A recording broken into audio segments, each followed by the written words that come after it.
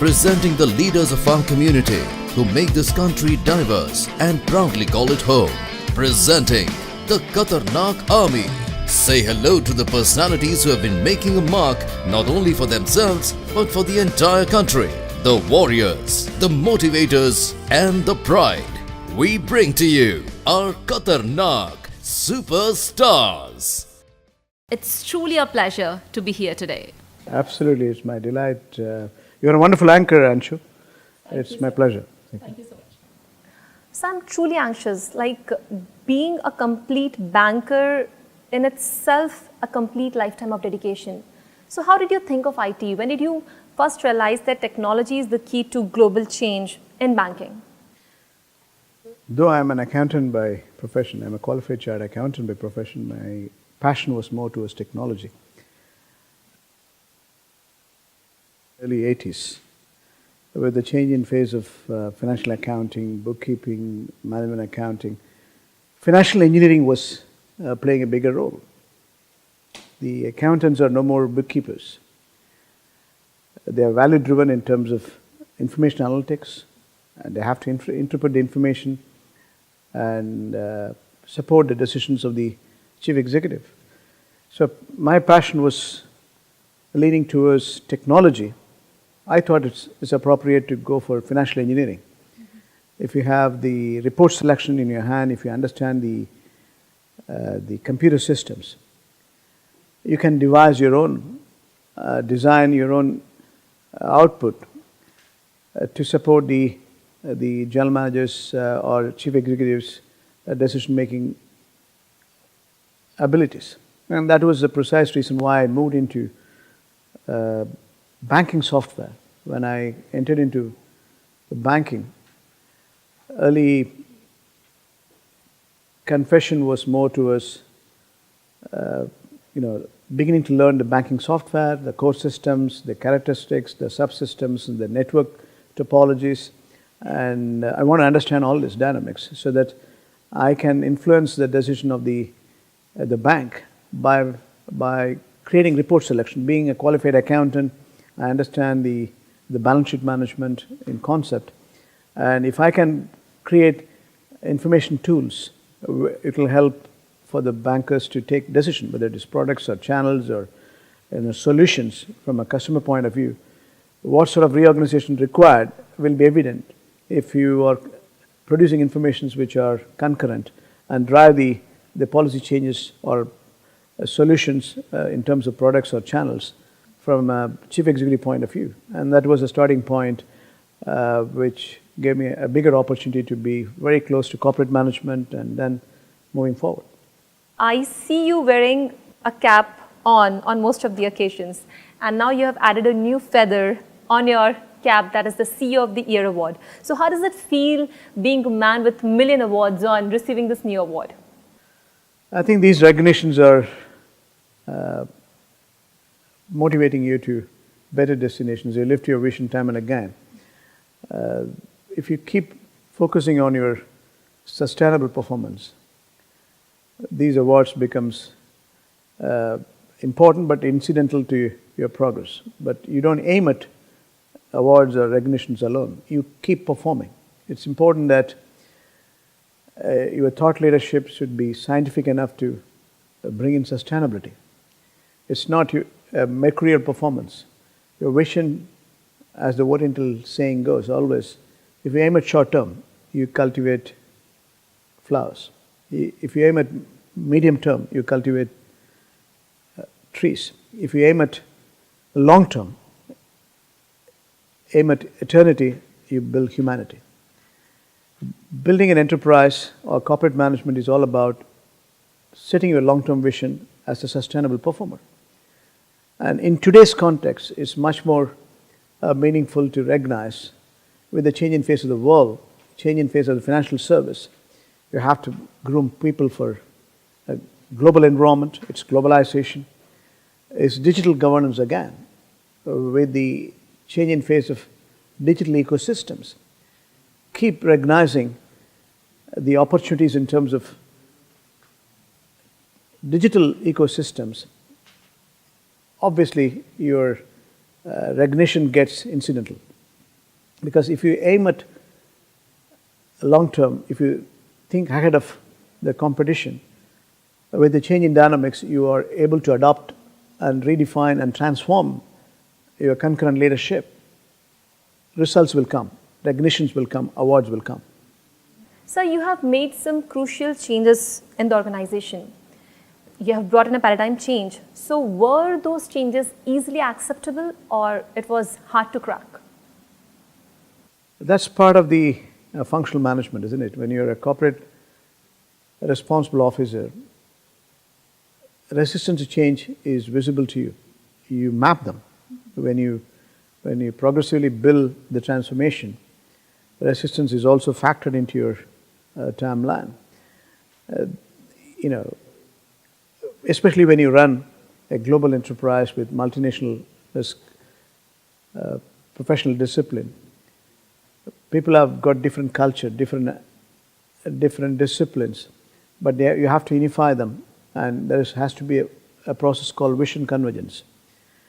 A true leader reflects participative leadership, and it's a team leadership. End of the day, when you bring in change or transformation in terms of policies or procedures or process, it goes without saying there are people who are not interested in those changes.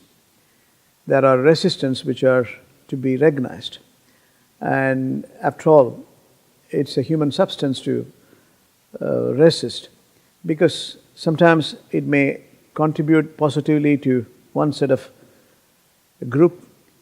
When it comes to survival, the change management becomes more difficult. When you keep your profession integral and converge with the vision as a participative leader and buy in and the entire team and trying to bring in the long-term value behind these change management, it's important. You have to bring in value streaming to their perspective, because they may or may not perceive the way you have conceived the concept. When you have different nationalities, different cultural background, and the functional ambit for individuals are different. When it comes to typical, for example, banking side, the corporate banking, retail banking, treasury investment banking, or international banking, or internal services, whether it is technology or operations or human resources, there could be rationalization, there could be revenue recognition, there could be change the way we do the business. It may have direct impact on their functional output. So the resistance are very common. But if you buy in their consent and converge in substance to educate them that you have a long-term view and everyone's interest is protected, then you go in balance. You try to converge. That's why I use the expression vision convergence. The convergence comes in, then intellectual integrity comes in. If convergence is not there, you and me are differing in our perceptions, and what I perceive to be the right decision may not be accepted by certain set of people. So that is where you have to bring in the goal setting. Why you are bringing the change? What's your objectives? What are the reasonings? How do we bring in these changes without having service risk or financial risk? What sort of focus you have in terms of long-term vision, and how do we execute? If these are explained in prospects, then every team will fall in place.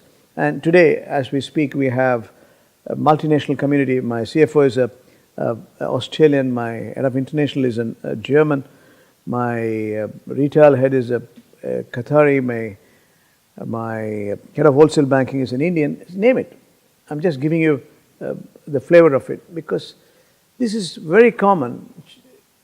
Nothing is a straight line. You have bumpy roads in every part of project management or functional management, and you have to keep working at it to your advantage, to the corporate advantage, to see all the stakeholders are recognized. So, as stated in your principles in day-to-day business, what are the tricks and techniques to get into the head and heart of a consumer or a customer? when passion comes in, performance comes in. You see, it's vital for us to realize that everything is customer centric. You produce this corporate film and wants to make sure that what the audience wants is what you want to package it. The corporate management is also very well synchronized with this theme. You have a customer-centric focus. You have shareholders who needs definite return for their investments. Your customers, they want value-driven products, customer convenient channels at cost-effective prices, and their interest needs to be protected. You have regulators who looks at it objectively, especially when it comes to financial services, the compliance format, the making sure it is socio-economic in substance, and established industry benchmarks are governed and transparency comes in. Regulators are making sure it is in the larger interest of the society and the country. And similarly, social risk management needs to be looked at because everything is integral part of the society. Not only regulators are watching to see whether you are socially conscious, you as an institution should be ethical and moral. So socially conscious risk mapping is vital. Then only you can balance all the stakeholders. So if you have this balanced growth, if you have the balanced objectives in your functional discipline, it is possible to deliver what the market wants, what exactly the opportunities are, and how do we customize the solutions. And that's what the objective is and action is all about. From a common man's perspective, what are these special facilities and services your organization provide which is different from other similar entities here? Now, for example, we are a socially conscious bank. I operate in a place where there is maximum per capita emission. 15 years before we said we want to be a green bank. Now, socially conscious bank, a people's bank. I mean, I always say the position is incidental, the profession is integral, and society is ultimate. If you want to serve the society, of course with the commercial objectives, you are not a charity. And even green banking, as I call it, is not a charity. But you are lending or investing on projects which are socially conscious. Socio-economic consciousness built into the overall frame. So we issued green credit card, we support the small and medium-sized entrepreneurs. Big corporations can be funded. That's one type of lending. When you are consciously supporting small and medium-sized entrepreneurs, devising schemes which are responsive to support the economic engine of the economy in substance, you have to necessarily recognize you are socially conscious. And you build products around this. Now, for example, way back in 2002 or 3, I produced SMS banking, web banking, mobile banking. Digitally, we were transmitting money for even blue collars at free of cost. Then we only recovered the correspondent banking charges. So these are responsible citizenship, corporate citizenship you have to inculcate. So everything is contingent on, being ethical and moral in terms of your governance. And that's the trick. That's the essence of your functional discipline, your corporate discipline, your sustainability. So, what should we do to get a job in Doha Bank? Well, there are opportunities. It's a growing institution and we have different vacancies listed in the website. You're entitled to apply for the same, and we have a merit rating process which we will go through, and definitely you will have opportunities if you're the right candidate. I mean, the process is transparent and we have continuing vacancy as a growing institutions. We have we are operating in 17 countries today. We have apart from 27 branches, electronic branches, various dimensions of conventional commercial banking. We have branches in Dubai, Abu Dhabi, Kuwait, India with 3 branches, Mumbai, Cochin, and again, Chennai. We have global representation in terms of wherever Qatar and the Gulf states have got economic linkage. So it is grooming people for global environment, and that's where the opportunities can be enlisted. And if you're the right candidate in any of these dimensions, why not? So we would want to congratulate you on opening a new branch in Chennai. And what are the further possible business opportunities that you would envisage? Well, India is the greatest economy today. I mean, we are arguably not the number 1 or number 2, but our growth in terms of purchasing power parity, arguably it is now 3rd. It's $5 trillion economy by 2025. It's likely to be $10 trillion economy by 2030. We will be 3rd best performing economy in terms of GDP. As a matrix goes, today's context even, incrementally we are producing more GDP than any other country. Our growth rate has been projected 7.4% for this year. Advanced economies are grossly underperforming. Countries like United States scoring 2.7, UK is scoring 1.5, Euro is scoring 2.2, Japan is scoring 1.2%. When it comes to emerging markets, incrementally the economic engine is producing en bloc around 60-65% of the global productivity. But topping the list again, China is 6.6, India is 7.4. Arguably, we are number 1 economy in terms of global ranking. Brazil or Russia or South Africa is 1% or 1.2%, and Middle East, North Africa, Afghanistan, Pakistan put together in aggregate terms supposed to be doing around 2.6%. So India is a telling story. Why? Number 1, we have demographic dividend. We have more than 550 million people middle class. We have younger population, educated population between 15 to 35, over 450 million. We have 1.5 mobile connectivity. We have 1 billion. We have, in terms of internet use, we have e-commerce runs in 3 trillion. So where else you will find this vibrancy? Where else you will find this opportunity? Where else you will find the sustainable growth? If you extrapolate for a number of years, India is going to be progressive and productive as a functional democracy. So we are ranking now number 6 in terms of foreign direct investments. So India is a great future. World economy recognized this, and Gulf economies also recognizing it. In bilateral terms, we have over $100 billion in terms of trade. The investments now we have globally in the last 3 years, we procured over $194 billion, nearing $200 billion. Ease of doing business is improving according to World Bank. Again, it moved to 100th position in terms of business. In terms of global competitive index, we are moving to 60th position. Foreign direct investment, we are 6th in the global inward investment table. So all things are reflecting a very positive culture. So Gulf and India are bigger synergistic opportunities in terms of trade or investments, banking can play a role. That's what we do. We have 3 branches now in Mumbai and Cochin and also in Chennai now. We're progressively building our brand, and we will look for bigger opportunities. So any specific or general recent achievement that you would want to share with us, or what are the future growth plans?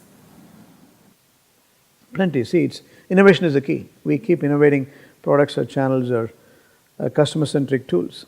See, of late we came with, in terms of digital divide, we recognize the digital revolution is going to redefine the functional model of the way you operate, the way you work, the way you are, redefining your locations.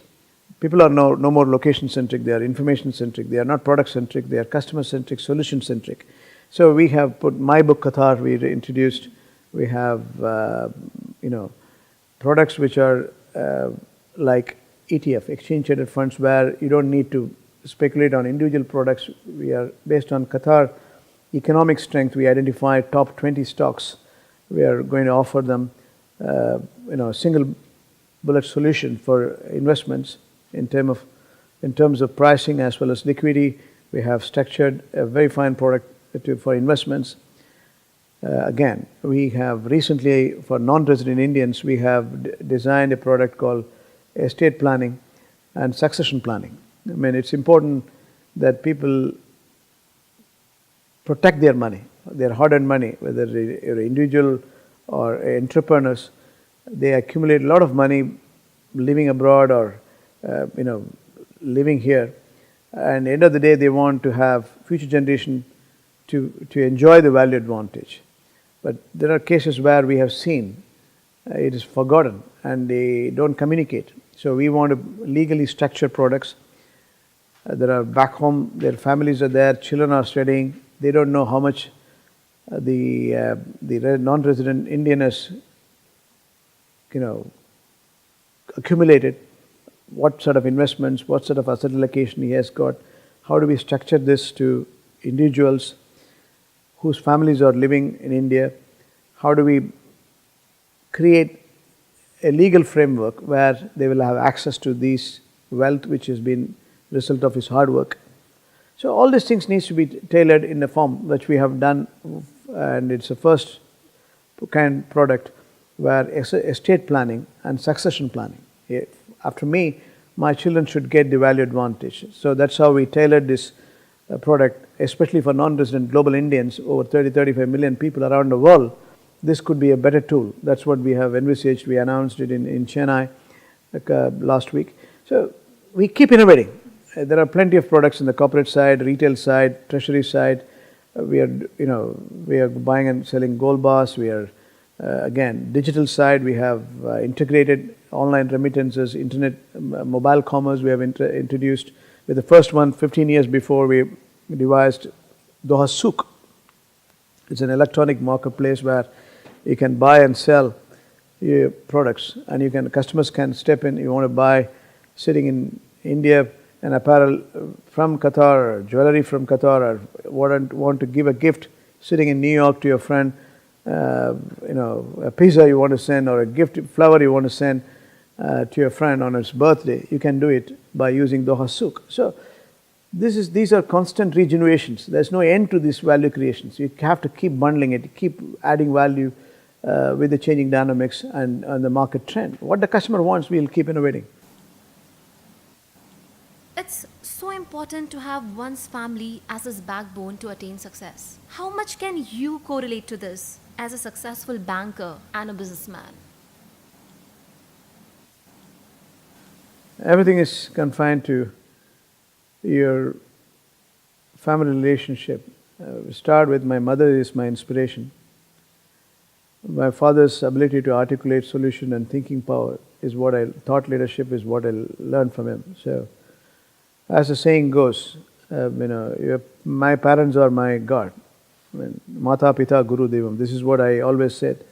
I don't need to go to a temple or church or mosque to look for God, and my prime gods are my parents. So that's how I interpreted when I was young. And your family is integral part of your functional makeup. Then with the changing phase of your life, my wife is a source of stability for me. My children are blessings from God. So where do you disconnect yourself from the birth to the final moments? I think Judgment Day, we all believe in being integral part of your society. The extended family is my society. So the bigger vision is to recognize humanity needs to be respected. Human dignity needs to be respected. You understand this, you are part of the planet on lease, and you understand the dynamics of these changes are going to add value to society. If you understand this, then you will recognize family is integral part of your success. How can I take credit for whatever you call it a success? Maybe, but the fact is, it is harder. Struggle of my parents have been the result. I don't use the expression I, because everything is team leadership in personal life as well as corporate management. Everything is interconnected to others. You are not different from your body, your face, your nose, your blood, your bone. Everything is a result of your parents. So how can you You are only a router. How can you take credit for anything what you do?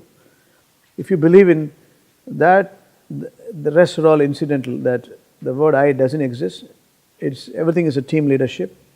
So the family plays a very important role from the beginning. If you understand these dynamics, you start loving your society, loving your family. Everything becomes, a result of team play. And even corporate management, if you say the CEO's role is, this is the fourth time I got recognized in the last 12 or 15 years. Now, it's not, how can I take credit for this? Thought leadership could be mine, but it's a team play. Failure, I should accept accountability and responsibility. Success, I should give it back to the society or the team which has contributed for the output. So it's not my earning. Nothing is my earning. It is a team's earning when it comes to success. So family plays a very important role, very, very significant role in your stability and success. So, all right, we know a bit about your love for food. So when you are at home, what is that one dish that you always wish that your family cooks for you? Everyone knows South Indian, that too, hails from Tanjore district, Madrasi. I love my dosas. Dosas are my favorite as such. And whether my mother or my wife or even my children, they make the best dosas because I like them. It's an ignition which they can get things done if they serve me the best dosas. So that's my favorite food. So, I'm a grass eater. I'm a vegetarian per se. That gives me sustainable energy as such. So I like the best of salads. Especially my mother is a great cook, and my wife is following her suit. It's extraordinary salad creations. They make green salad creations. They make with multi-purpose grain, and it's a beauty how they compose, how they recreate with ginger and lemon and chili and the combined forces of all the cut vegetables. It's a joy to have time and again. So has that vice versa ever happened where you had cooked for them? I should know what I eat, so I have, I relax when I cook, so I shouldn't say that I don't know cooking, but I do at times when I want to be exotic, and experimenting. People laugh when I go to the kitchen, but I enjoy once in a while getting into the act. And so you're very much into music, if I'm not wrong. So who's your favorite singer? And if you please don't mind, could you please hum few lines of your favorite song? And who's your favorite musician as well? No, it's very much impossible for me to name a favorite singer as such, because I enjoy music, as you rightly said. I hail from Tanjore district, where it's a birthplace of Carnatic music, Tiruviyar. So whether it is, I can go on the list. I like, a fusion music always.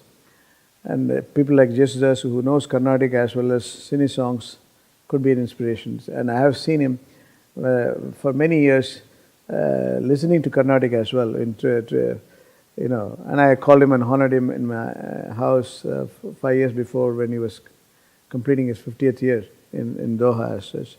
Again, the Cine songs, even without knowing Carnatic, S.B. Balasubramanian, Shankarabharanam is another great divine singer again. Cine songs from T.M. Soundararajan is a great singer. Mohammad Rafi is a great singer. So when it comes to, what do I say in terms of, knowledge breakup of these great legends? I have admiration for all the art lovers. In addition to singing, I am engaged in theatre. When I was a schoolboy, I used to be engaged in Tamil dramas. So I used to have literature, core Ilakkiya Tamil I used to speak. It was my passion again. I used to write good poems, and I used to write good dramas, and I used to write good dialogues, and I used to create my own play, and it was showcased many a times. I was a part of All India Radio and television when I was young. So I didn't distract myself to be in that field, but I still enjoy it. I keep doing it time and again. The famous actor Shivaji Ganesan is my favorite. As far as acting is concerned, he's a dictionary by himself. He was so inspirational in terms of acting. I think I learned a lot from his, the storylines and the actions which he used to enact in the early days of 60s, 70s and 80s, and even 60s for that matter. Extraordinary actor, Shivaji Ganesan, and he is my favorite actor in real terms. And if you please don't mind, could you please hum few lines of your favorite song? Adi nadi rakamma pallakku nelippu en nenju kulungudadi iru kannadi mookuthi maanikka chevappu machana mayakudadi. No, that is the T.M. Soundararajan song for Shivaji Ganesan. Again, it was a great song. Many. So I'm not a good singer per se, but I enjoy listening to it. Listening to music. Yeah, listening to music. You would have been I could have been in theatre. I was coming up. I was producing my own play, and a very inspirational play I was creating. A very experimental play I used to do. Even when I was in banking, I was doing till 1991. My pastime was to write stories and dialogues and create experimental stage play I used to do, because that was a relaxation again. It was not a stress at all. There was one play where I couldn't recollect in 1991. The last time I wrote a play was the grand finale. After that, my wife said, "It's just too much you are getting into. I fear that you may get distracted," which I respected when she said it, because there's one play where I was challenged by another group, and they dropped my name in a competition where I earned the best name, where I was only not a main character. So they dropped my name in the final competition. So for reasons which they know, I was not knowing it, and I went on. Within a day, I filed my nomination saying that I'm going to do a play. And it was the last day for nomination, so it was a bit of challenge. I experimented a play where I did 9 roles. You can do in films 9 acting, but how do you do it in a theatre, which is an experimental play, which I brought ancient mythology, a social theme, combining 9 characters, 9 different voice modulation, 9 different symbolic character depictions through light separations. So where I brought, a female voice plus child voice, all this voice modulation I was doing in 9 different characters. If you close your eyes and hear it, it is 9 different people talking for 45 minutes. The stage was divided into 3 different segments. It was a great creation, and it was well responded by the public. And that was time consuming. Nearly I spent 15 days of my continuous energy. I took holidays and I was working on it, and I delivered, and people appreciated. Now, the reason why I'm saying this is I had the drive in me for those drama activities, but I think probably my mother and my wife was correct in saying that it was so much passion I was demonstrating. Perhaps it could have distracted me from my main direction of banking. So I slow down thereafter as such. But I keep watching good plays, and I enjoy watching comedy. So it's still, I enrich myself in terms of true relaxation through these plays. It's a lot more of inspiration to get from you. So one last question. You being into banking, how was your money management skill while you were a child? Was it easy for your friends to get the money out from you? Or your family members? Who was the money manager at home? I had a very distinct experience, which given me so much insight into banking or money management. I was a very compassionate person because of my circumstances. And my storyline was conceived, and it was told in when my doctorate was given in 2012 in Washington. After Senior Bush got it in 2011, 2012, the honorary doctorate was given to me by Washington College, and I narrated a story. It is there. It is one of the signature speech I had given. I narrated multiple instances. One such incident is this, where when I was a schoolboy, we were struggling. My father was a teacher, and he was a Sanskrit teacher, Hindi teacher. Those days, Hindi education used to be there. And the family was struggling because he was hoisted out of the job. And they were pledging their jewels. My mother was pledging her jewels and trying to educate me, because I challenged my parents, saying that I will not study in the local village school. I have to go to a best school in town, which is 10 kilometers away in Tanjore district in Tamil Nadu. And they obliged. And I had a lot of bottlenecks in achieving to sustain my education. I could have easily been a dropped out. I could have gone out of line. But I reinvigorated myself, and I got into track, and I said I'll work on higher education. So I set up a vision in 8th standard that I will be something. That was a turning point for me to be outstanding in terms of education. I used to get scholarship when I was in the school, especially based on my best performance in the school metrics, SSLC we used to call those days. My scholarship money, I gave it to my friend, who pretended to me that his mother was sick, she was hospitalized. Out of compassion, I said, listen, this is meant for taking the scholarship and paying your college fees, not for anything else. And it was second year of my commerce, Bachelor of Commerce, and I was giving this money to my friend, and he promised me within a week, after paying a medical bill, he will get it. And the money never came, and he never attended the college afterwards. It was after 2 weeks I realized this is a game. He has played with me. So I was very much disturbed. I didn't tell my mother. And the headmaster, the principal, school principal, called me and said, listen, if your name is there in the arrears list, you are not paid the fees, you got the scholarship, have you given to your mother for provisions, or what the hell has happened? Why didn't you pay? If you're not paying tomorrow, you will be taken out of the college. I went to his house next day morning, early morning, 4 o'clock, because I couldn't sleep. I went to him and I asked him.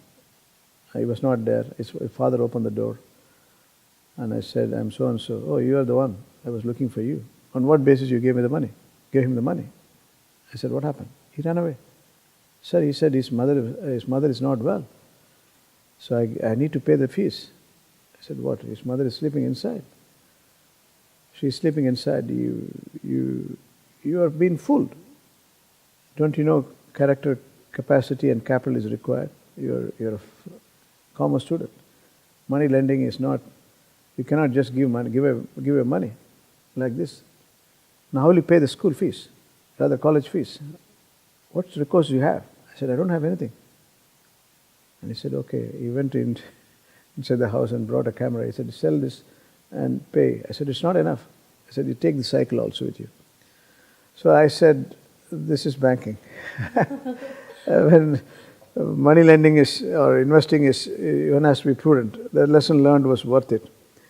I mean, when it comes to banking, now what we mean by collateral, what we mean by cash flow, what we mean by character or capacity or capital is it makes sense. And possibly that must have given a lot of insight. So just to, there's a real-time experience which I've gone through, which was useful and productive. So, one message that you would want to give to all the listeners of 89.6 ONE FM radio, and especially the young generation of Qatar. Believe in sustainability. We all are committed to bring this planet with great prospects. The future belongs to you. We have to eliminate extreme poverty. We have to bring in food security to every human being, every creatures in this world. We have to bring in gender equality. You have to ensure everyone is healthy. Universal health care is vital. Everyone should be equipped with education. Education for all, health care for all. Gender equality is not an option. Ensuring maternal illness is recognized. Ensuring we will stop terminal illness. Making sure environment sustainability comes in. For this, we need to build this partnership. You are the world. We have trust and confidence in you that you will perform and protect this planet more than ever. So believe in humanity, human dignity, and let us create a better world, better citizenship.